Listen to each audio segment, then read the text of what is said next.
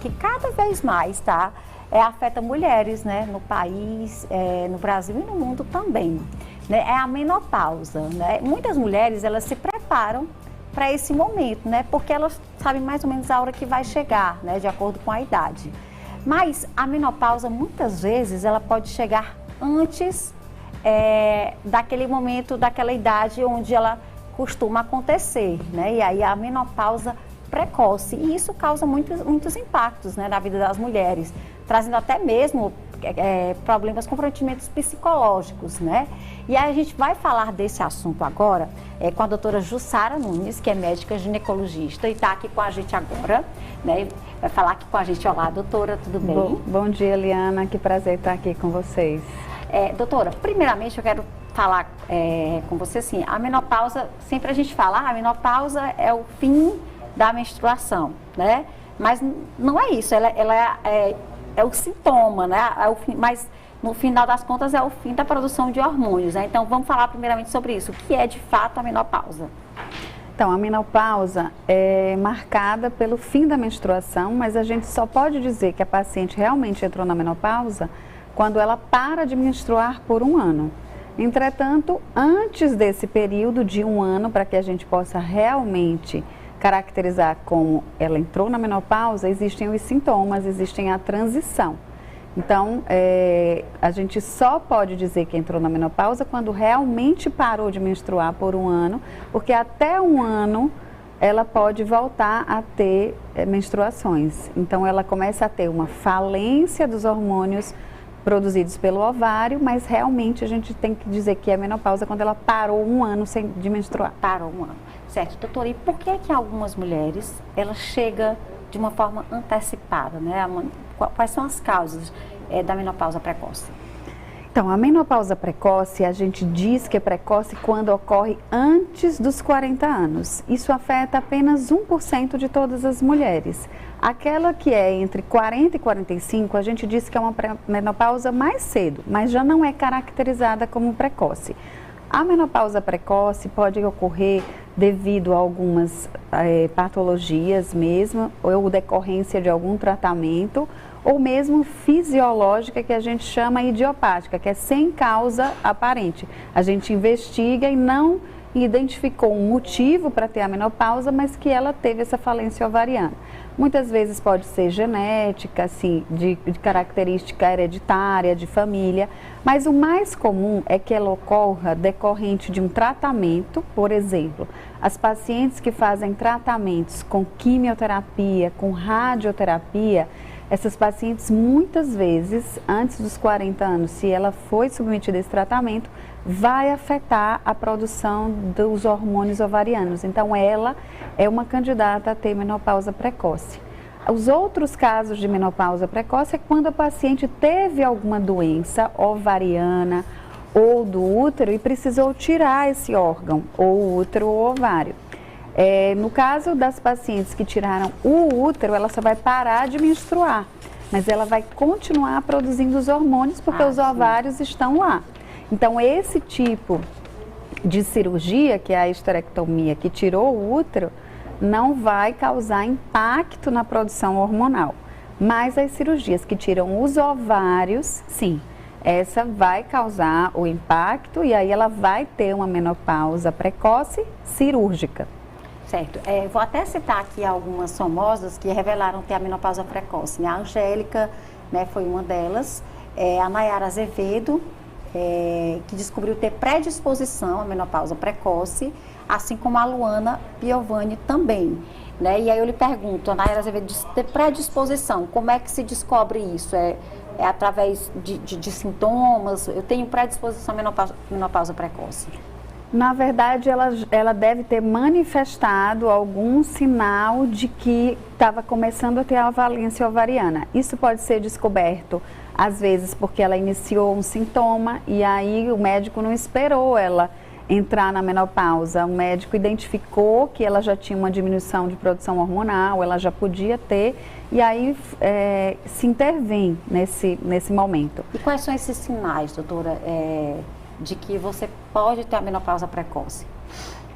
Então, na verdade, os sinais já são manifestações dessa menopausa. Então, seria assim, os sintomas como calores, que a gente chama dos fogachos, né? Calorões, né? Umas ondas de calor, né? Ondas de calor, que na verdade é caracterizada como aquele calor que começa no tórax e vai para a região da face, que dura poucos segundos, de 30 no máximo a 60 segundos, e que geralmente é aquele calor muito forte quando os outros não estão sentindo, por exemplo, está no ar-condicionado, todo mundo está se sentindo confortável e ela tem aquela onda de calor, e depois pode vir seguida de uma sudorese, ela fica bem suada. Então isso já é um sinal de que pode ser uma onda de calor de menopausa.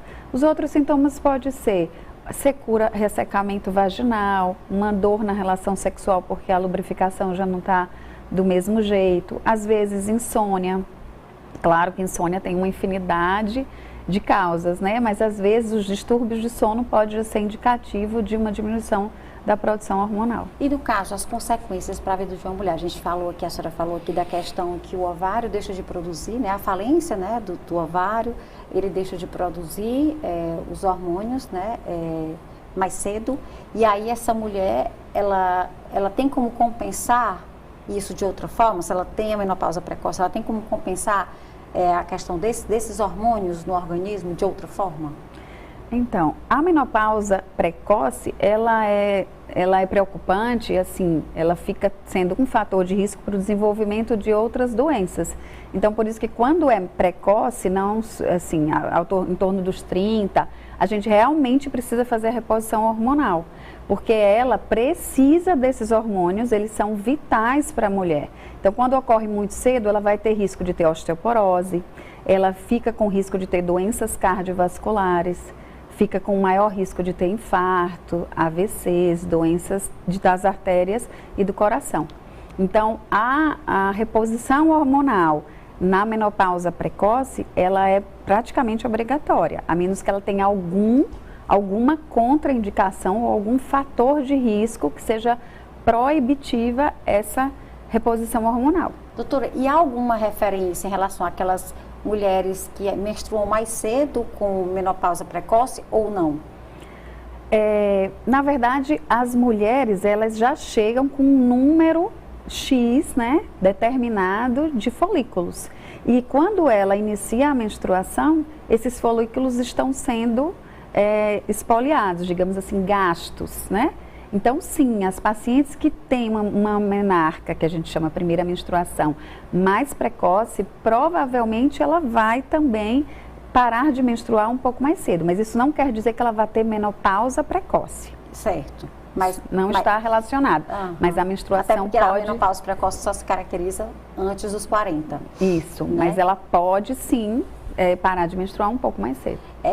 A senhora falou e eu me lembro que eu sigo uma moça, às vezes eu ouço uns podcasts dela, na verdade é sobre constelação familiar, mas ela começou a fazer esses podcasts porque ela teve a menopausa precoce aos 28 anos, né? Ela não tinha filhos e ela foi surpreendida com a notícia, né? E aí isso gerou uma série de problemas na vida dela, né? E aí ela começou a tratar isso de forma mental, né? E aí encontrou na constelação familiar. E é isso que eu ia lhe perguntar. Essas pacientes, né, essas pessoas, essas mulheres que têm a menopausa precoce, elas costumam realmente ter essa questão psicológica afetada, né? Por conta disso. Sim, porque na verdade é muito difícil você entender que a sua produção hormonal, que o ovário, que os hormônios ovarianos, eles realmente, como eu falei, eles são vitais para o organismo da mulher. Ela já entra sem hormônio naquele processo natural que, digamos assim, de envelhecimento. Então, mesmo uma paciente com 28 anos, quando ela para de ter a produção hormonal, se ela não tivesse reposição, ela entraria em todo esse processo. E o que seria esse processo? A aceleração da diminuição de colágeno, e o colágeno é essencial para tudo. Então, flacidez de pele, flacidez de mama, flacidez de órgãos genitais, flacidez de tudo que tem colágeno. A gente tem colágeno no corpo inteiro. Então, além disso, ela tem predisposição por causa dessa flacidez de incontinência urinária, ela vai ter a exposição às doenças cardiovasculares e principalmente a osteoporose. Então, a osteoporose é uma realidade muito preocupante, porque ela sem o hormônio, os ossos têm uma tendência a ficarem fracos. E aí a fratura. Então, é mandatório essa paciente fazer a reposição. E na questão de não ter os filhos, realmente é o impacto maior, né? Se você nunca gestou e você praticamente parou a sua produção hormonal, automaticamente vem na mente daquela paciente que ela não vai poder ter filhos. E a regra geralmente é essa. Mas graças hoje à grande evolução da ciência, né? Ainda existem outras formas dela conseguir ter esse filho. Certo. Olha só, doutora, eu quero agradecer, mas antes eu queria só que a senhora deixasse uma orientação. Vamos falando agora de uma forma geral para todo mundo, menopausa, né? Como se preparar para esse momento, né? Esse acompanhamento com o ginecologista, porque a gente falou aqui, são vários impactos, né? Mudanças para a vida da mulher, né? Então, qual a melhor forma de lidar e atravessar esse momento? Primeira coisa é conversar, se informar, não esconder. Então, o ginecologista é um profissional capaz de esclarecer e de minimizar os impactos. A menopausa, hoje a mulher de 50 anos, quando entra a maioria na menopausa, é uma mulher que está em plena atividade, ela está em pleno trabalho, em plena performance. Então, hoje mudou muito isso aí. Hoje a medicina evoluiu muito. Então, a menopausa não precisa ser essa fase dolorosa, esse calvário para os pacientes. Existem formas da gente melhorar isso aí. Hoje existem muitas alternativas, não só hormonais, né? A terapia hormonal é indicada para quem pode, mas para quem não pode ou não quer, não está fadada a sentir tudo isso. Então, ela pode sim usufruir de medicações, de alternativas, de tratamentos, para que haja o impacto seja menor. Então, a menos que a paciente decida não fazer nada, mas se ela decidir procurar, hoje a medicina tem muitas alternativas. Mas sem dúvida nenhuma, se dissesse assim, uma única coisa que eu posso fazer para melhorar meu envelhecimento, minha menopausa, sem dúvida nenhuma, atividade física. É o remédio para todos os males. Exatamente, atividade física realmente, cada vez que a gente estuda mais em tudo, está lá como primeira coisa, a atividade física. Regular, né, Vitória? Exatamente, até mesmo porque assim, o principal impacto, que seria a osteoporose, o remédio da osteoporose é a atividade física. É isso. Doutora, muito obrigada, tá, por sua presença aqui. Fala de forma muito didática, tá bem? Muito obrigada. Tá muito obrigada, Eliana, pelo convite. Foi um grande prazer.